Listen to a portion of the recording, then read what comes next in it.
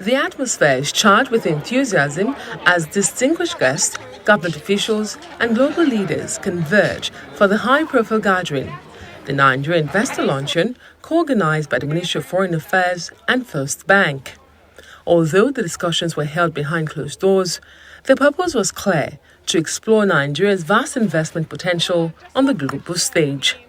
Both the Minister of Foreign Affairs and the Minister of Finance acknowledged that changing perceptions and attracting long-term investors can be challenging but necessary for Nigeria's economic development. It's difficult because of the false narratives that have been created about Nigeria, and this is what we're trying to change.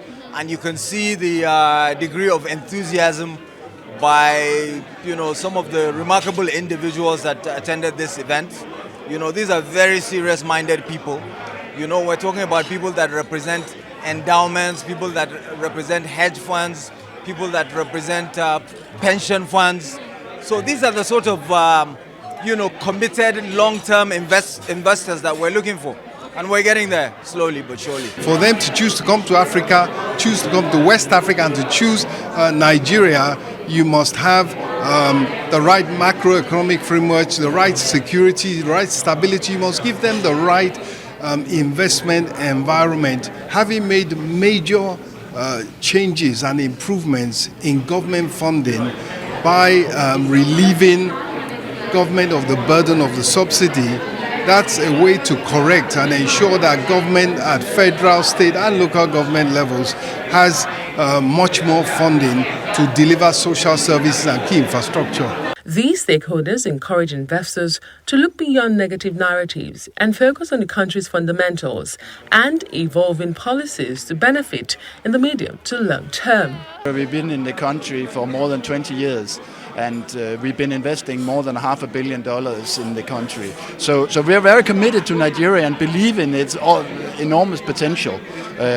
And we are very keen to invest further. It is, as one of the speakers mentioned during today's session, to look beyond some of the negative stories and look at the fundamentals, and then also look at what the current government is now putting in place in terms of difficult but important and right policies, we believe, from a private sector, which is going to benefit in the medium to long term. We're absolutely certain of that. The secret to success in Nigeria is doing the right thing, being persistent and consistent, and being able to endure the ups and downs of life. If you can do that, Nigeria is an excellent investment location. We wouldn't have been there for 63 years if it wasn't. It's a great country with a great people.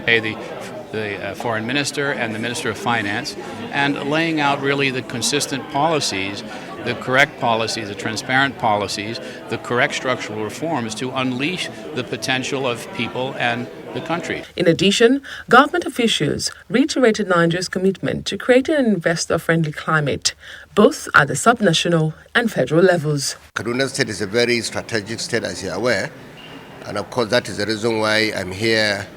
And I can say here that I've been able to have a series of discussion, conversation with some leading financial leaders who have expressed their own intention to come to Kaduna and invest. In terms of corporate social responsibilities from giants, global giants, those who are playing really big on the world stage, they will be coming almost immediately into Nigeria to see that they begin implementation of their support to the economic growth of the country, creating of jobs, lifting people out of poverty is one of the key agendas of President Bola Ahmed Tinubu, and they would be helping out in as much as they can. The Nigerian Investor Luncheon in New York has undoubtedly created a buzz in the international business community. The government is hoping its promised commitment to inclusive growth, the country's strategic geographical position, and abundant resources will capture the attention of global investors.